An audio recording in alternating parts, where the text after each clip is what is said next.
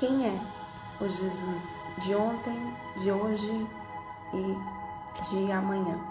O que ele fez, o que ele faz e o que ele continua fazendo.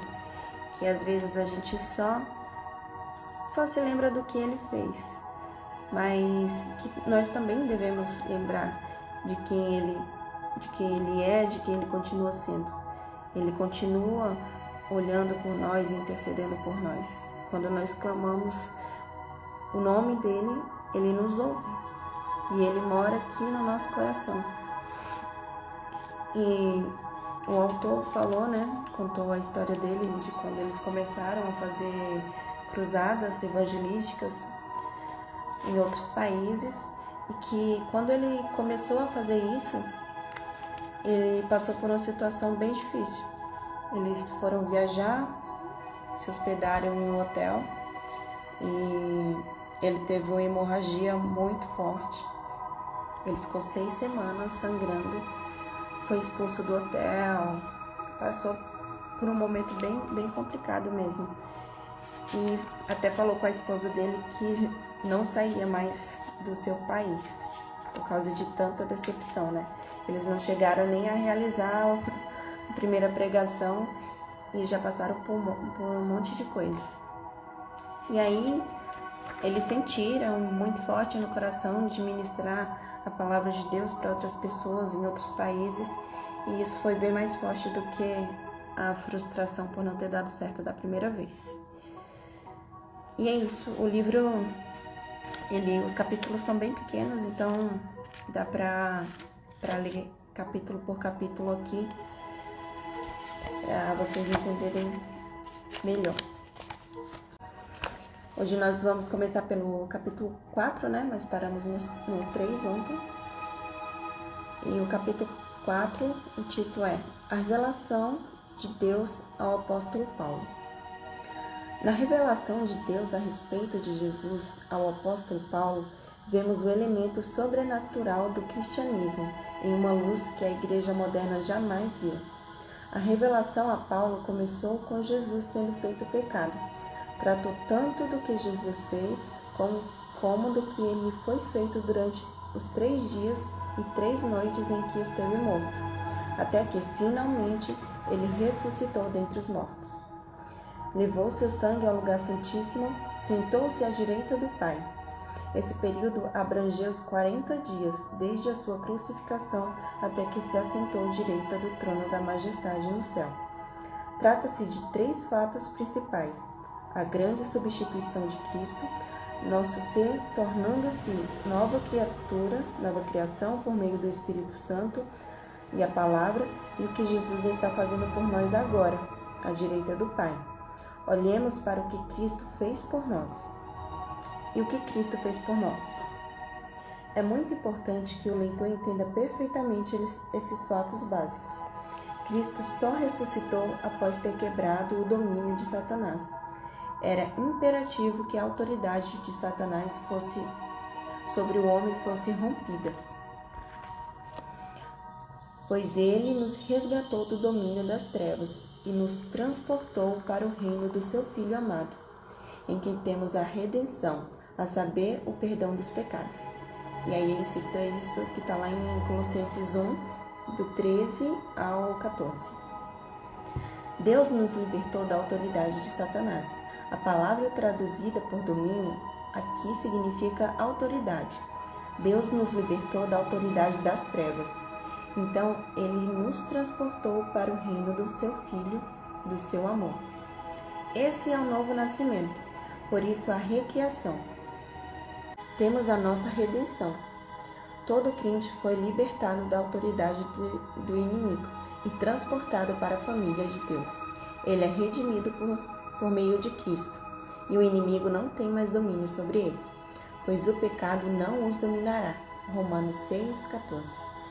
O pecado é do inimigo, e ele não dominará sobre você. Ele não tem mais domínio sobre o crente do que o faraó teve sobre os seus filhos de Israel depois que atravessaram o Mar Vermelho. O inimigo não tem mais domínio sobre você. Ele já não pode colocar enfermidade sobre você sem o seu consentimento. Gente, esse livro é demais. Prestem atenção nessa leitura, porque, de verdade, eu experimentei a cura, eu uso as afirmações do livro como as minhas afirmações para falar aquilo que a palavra de Deus fala sobre a minha vida, e que você pode fazer isso também. Isso é muito poderoso. A nossa palavra tem muito poder. Então, se você usar as suas palavras da maneira certa, você vai ver que a sua vida vai mudar. Pode ser um consentimento de ignorância, mas é um consentimento. O inimigo está derrotado, ele foi vencido no que se refere a você. Ele não está apenas vencido, mas Deus fez de você uma nova criação sobre quem o inimigo não tem nenhum domínio. Portanto, se alguém está em Cristo, é nova criação. As coisas antigas já passaram, eis que surgiram coisas novas. Tudo isso provém de Deus, que nos reconciliou consigo mesmo por meio de Cristo e nos deu o ministério da reconciliação. 2 Coríntios, no capítulo 5, 17 e 18. As coisas antigas que se passaram são derrota, fracasso, fraqueza, pobreza, pecado e morte espiritual. Somos nova criação e Jesus é o nosso Senhor. Ele arrebatou o lugar de Satanás, e de modo que ele já não tem mais domínio sobre você. Você não precisa ter medo dele, pois ele foi vencido. O Espírito, através do apóstolo Paulo, nos fala sobre a posição vencedora da igreja. Ele disse: mas em todas essas coisas somos mais que vencedores. Nós temos uma redenção completa e perfeita. Essa nova criação não foi só declarada justa e feita justa, mas tanto Deus como Jesus a declararam justa. Justiça significa a capacidade de permanecer na presença do Pai, sem o sentimento de culpa e com o mesmo privilégio e liberdade que Jesus tem. Gente. Quando eu me converti, no começo da minha conversão, eu não tinha muito conhecimento, ainda não lia a Bíblia com muita frequência. Eu tô achando essa luz tão forte. Deixa eu ver se eu consigo. Eu não tinha muito entendimento, ainda não lia muito a Bíblia, né? E eu sentia muita culpa por muitos motivos. Quando eu faltava os cultos na igreja, quando eu cometia algum erro, eu me culpava muito. E eu achava que quando eu cometia algum erro, Deus estava triste comigo, que Ele estava zangado comigo. E isso me impedia de orar, me impedia até mesmo de ir congregar, né? Porque eu achava que eu não era digna mais de estar na presença de Deus.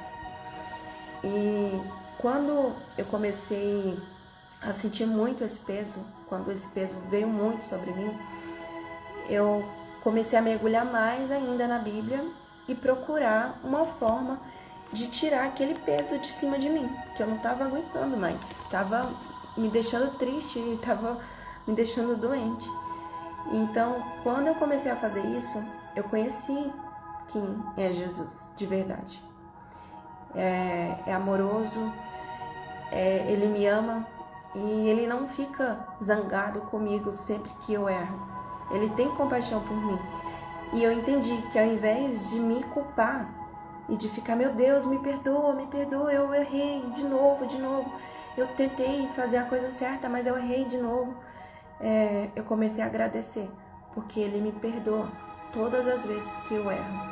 Ele me perdoa. E quando eu descobri isso, quando eu tive esse entendimento que não importa o que eu faça, não importa se eu vou na igreja todos os dias, se eu oro todos os dias, Ele me ama independente disso. Claro, isso não tô querendo dizer que você não precisa orar e que você não precisa congregar. Não. Independente do que você faça, isso não muda o amor de Jesus por você. E quando eu descobri isso, eu tirei um peso tão grande de cima de mim, e eu comecei a provar mais desse amor e também a expressar mais esse amor na vida das pessoas. Continuando aqui. Se a linguagem significa alguma coisa, então cada crente está completo em Cristo. E por estarmos nele, que é a cabeça de todo poder e autoridade, vocês receberam a plenitude. Todos recebemos da sua plenitude, graça sobre graça. O crente não é pedinte servil, mendigando favores. Ele é um filho de Deus, um herdeiro de Deus, um príncipe de Deus. Ele permanece impassível e sem medo na presença do Pai, porque foi feito justo com a própria justiça de Deus, libertado com a própria liberdade de Deus. O Filho libertou você. Na realidade, você é livre. A doença e a enfermidade não têm domínio sobre você. Se tivesse espaço, eu poderia mostrar que você não está apenas redimido como uma nova criação e justiça de Deus, mas que também é um filho de Deus, um membro de sua família. Mais do que isso, o Espírito que ressuscitou Jesus dentre os mortos realmente fez a sua morada em seu corpo. Talvez você nunca lhe tenha dado o lugar que é dele, ou talvez nunca esteve consciente que Deus fez sua morada em você, ou que você tinha a capacidade de Deus. Talvez nunca tenha aproveitado o fato de que a sua mente foi renovada e de que agora pode, na realidade, conhecer a vontade de Deus. Já imaginou? Viver a vontade de Deus, que é perfeita e agradável para a sua vida? Alinhar o seu coração com a vontade do Pai. E não tem como dar errado se você estiver alinhado à vontade de Deus. Você não apenas tem Deus, mas também tem o nome de Jesus e a autoridade desse nome. Nesse nome, se a dor vier, você pode colocar as mãos sobre você mesmo e receber a sua libertação. Nesse nome, você pode romper o poder do adversário sobre as suas finanças e a sua casa e o seu corpo e os seus entes queridos. Poder e autoridade ilimitados são dados a cada membro individual do seu corpo, ou do corpo de Cristo. Alguns obstáculos à verdadeira fé. Ai, gente, eu sou apaixonada nesse livro. Talvez as armas mais sutis e perigosas do diabo seja o sentimento de indignidade e falta de fé. Sua dignidade é Jesus Cristo, o justo. Você é a justiça de Deus nele. O sentido de indignidade é uma negação do sacrifício substitutivo de Jesus Cristo e de sua posição em Cristo, da justiça de Cristo diante do Pai, que foi concedida a você. O segundo obstáculo talvez seja o fato de você ter aceitado a esperança e o consentimento mental em vez da fé. No caso, você acredita na sua mente, mas não crê no seu coração, que essas verdades é sobre você. Você nunca espera por uma coisa que possui, espera pelo que não tem. Quando você espera pela cura, por exemplo, isso significa que você não tem fé para isso. Você espera obtê-la algum dia. A esperança é um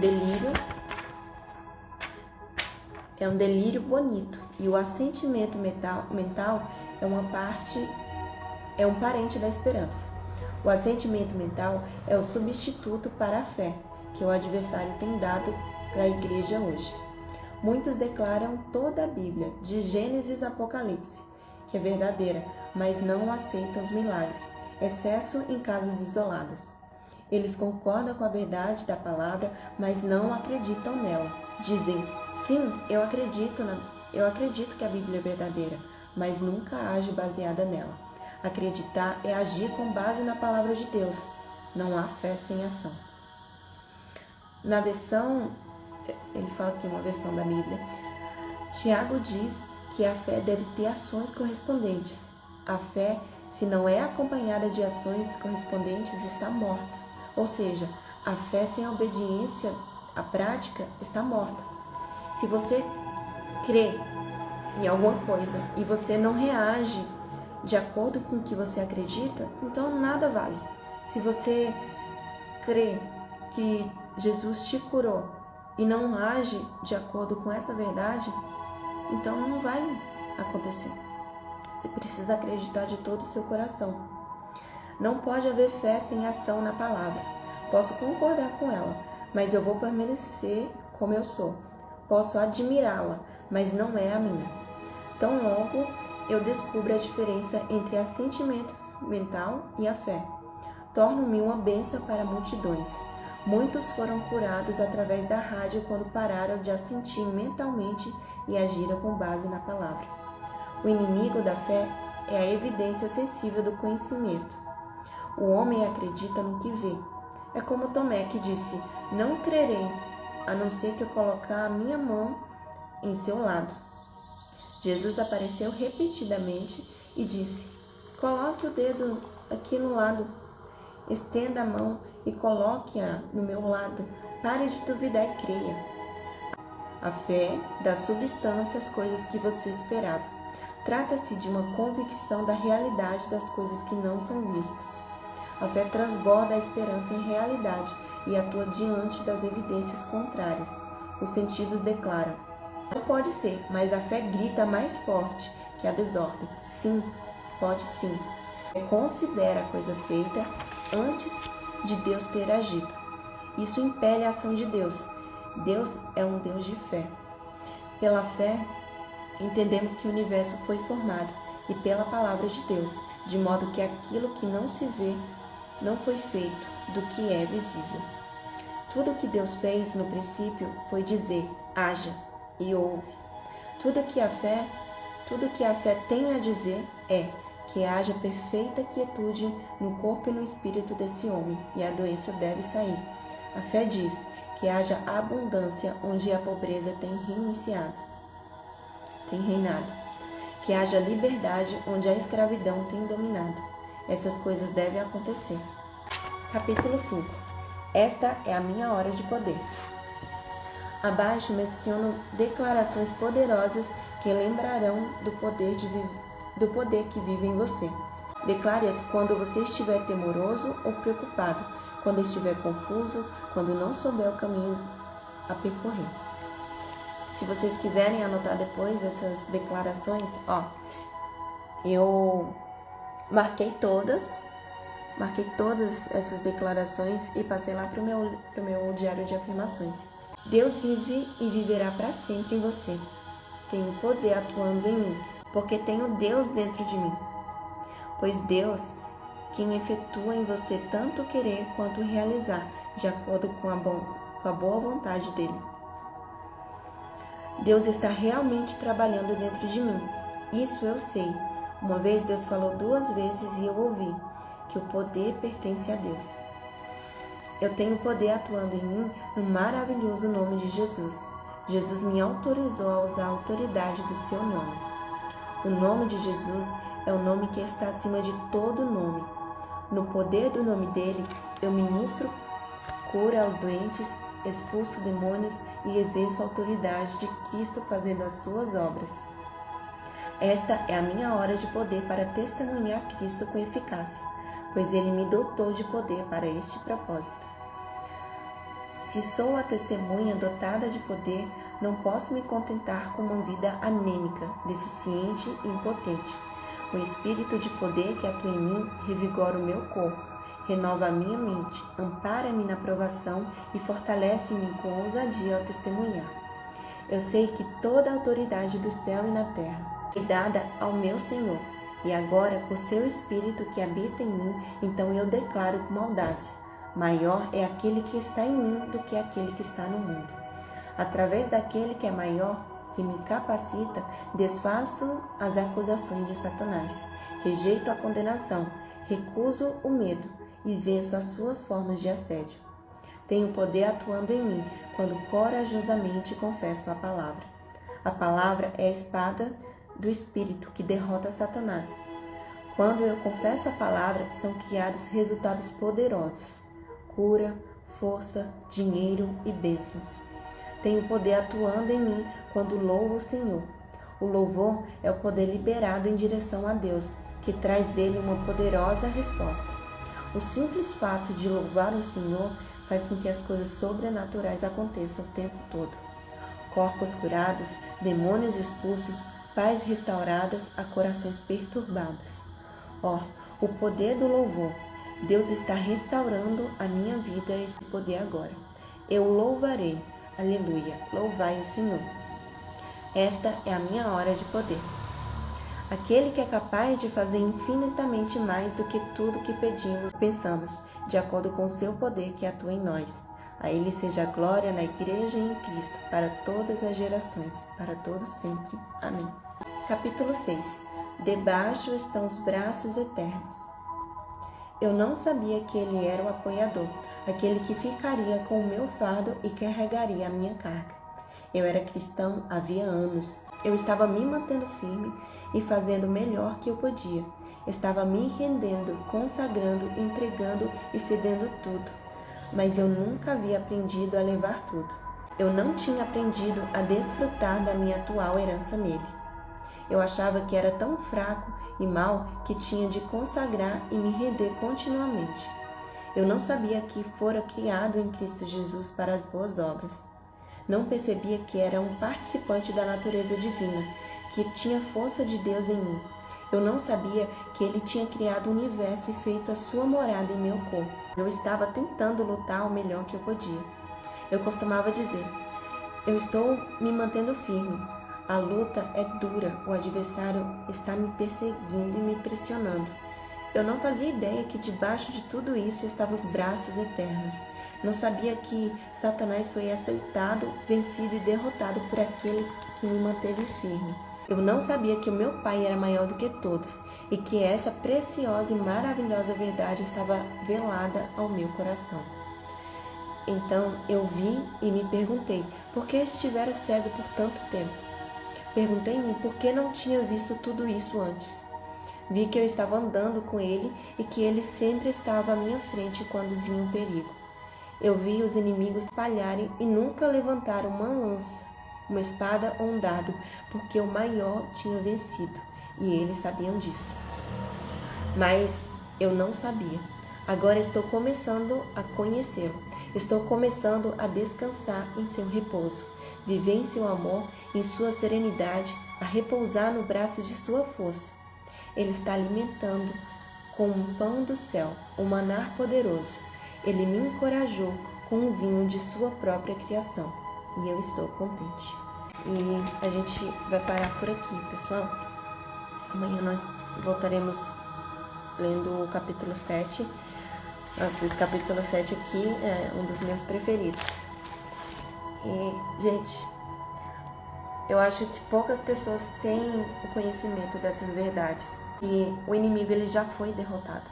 Embora nós vivemos num mundo ainda que é corrompido, que é jaz do maligno, né? Que ele ainda tem poder sobre esse mundo. Se você está em Cristo, ele não tem poder sobre a sua vida. Ao menos que você dê autoridade para que ele faça isso. Se você crê que Jesus te libertou, então essa liberdade vai manifestar na sua vida. O inimigo não tem mais poder sobre a sua vida. Ele não tem mais poder para colocar a enfermidade em você. Ele não tem mais poder para entrar na tua vida sentimental, na tua vida financeira. Ele não tem poder, a menos que você dê esse poder para ele. E quando você usa a sua boca para adorar o Senhor, de acordo com a verdade que está na palavra dele, você está se enchendo de poder.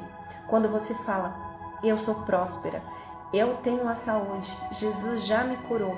Quando você declara as verdades que está na palavra de Deus, você está louvando a Deus. E você está manifestando essa verdade na sua vida. Mesmo que você esteja com enfermidade hoje e você declara que você é curado, aquela enfermidade vai embora. Ela tem que ir embora porque isso já aconteceu. Quando Jesus morreu naquela cruz, ele tomou sobre ele todas as nossas enfermidades. A Bíblia fala que ele ficou irreconhecível, porque realmente ele tomou sobre ele todas as nossas enfermidades.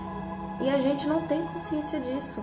Mas eu creio que esse livro não é à toa, e essa leitura aqui também não é à toa. Quer que você tenha essa consciência que você já é curado, que tudo que você precisa já foi feito. Jesus já fez tudo. Não há nada mais que ele possa fazer, porque ele já fez tudo. Agora basta você acreditar nisso. Você precisa acreditar nessas verdades. Eu vou contar de novo o testemunho que aconteceu comigo quando eu tive um encontro com algumas mulheres da congregação que eu ia. E nesse dia eu peguei uma gripe muito forte e eu voltei para casa muito mal. Eu jurava que eu estava com Covid naquele dia, porque os sintomas não eram de uma gripe normal. Eu estava lendo esse livro, eu estava lendo a Bíblia constantemente, eu continuo lendo a Bíblia sempre, porque a Bíblia não é uma questão religiosa. Você precisa ler porque você precisa ter conhecimento, não é isso. A Bíblia é questão de sobrevivência. A gente precisa nos alimentar, mas o mais importante é que você esteja alimentando o seu espírito. É isso que vai dar força para você vencer qualquer dificuldade durante o dia. Quanto mais você conhece a palavra de Deus e sabe quem você é em Cristo, mais forte você vai ficar. Mais força você vai ter para enfrentar qualquer dificuldade que aparecer. Então, continuando, eu estava com esses sintomas que não era de gripe. Antes de dormir, eu costumo ler a Bíblia, né? E aí eu comecei a declarar aquela verdade sobre a minha vida. Falei, como assim? Jesus morreu naquela cruz e ele tomou sobre ele todas as minhas enfermidades? Então, por que eu tô doente? Eu não tenho que aceitar a doença. E eu comecei a falar, eu sou curada. Amanhã eu vou acordar sem nenhum sintoma, porque eu sou curada. Jesus já me curou. Não há mais nada que ele possa fazer. Ele já fez. E eu preciso acreditar nisso. E eu vou declarar até que o meu coração creia. Porque às vezes a gente fala aqui na nossa cabeça, às vezes a gente está na igreja e a pessoa que está ministrando fala, você é curado, receba a cura. E aí você está lá assim, eu creio, eu sou curado mesmo. Mas aquilo só entra aqui na tua cabeça e a verdade não entra aqui no teu coração. Então você precisa acreditar com todo o seu coração nessas verdades. E como que você vai fazer isso? Conhecendo a verdade. Leia a Bíblia, não como algo religioso, mas como necessidade, como manual de vida. A Bíblia tem tudo o que você precisa. E quando você olha para a Bíblia e lê como se fosse Jesus falando com você, você vai ver que tudo começa a fazer sentido. E você vai encontrar Jesus em Gênesis, Apocalipse. Antes eu li a Bíblia e eu não via Jesus em tudo. Hoje eu não vejo uma passagem sem Jesus.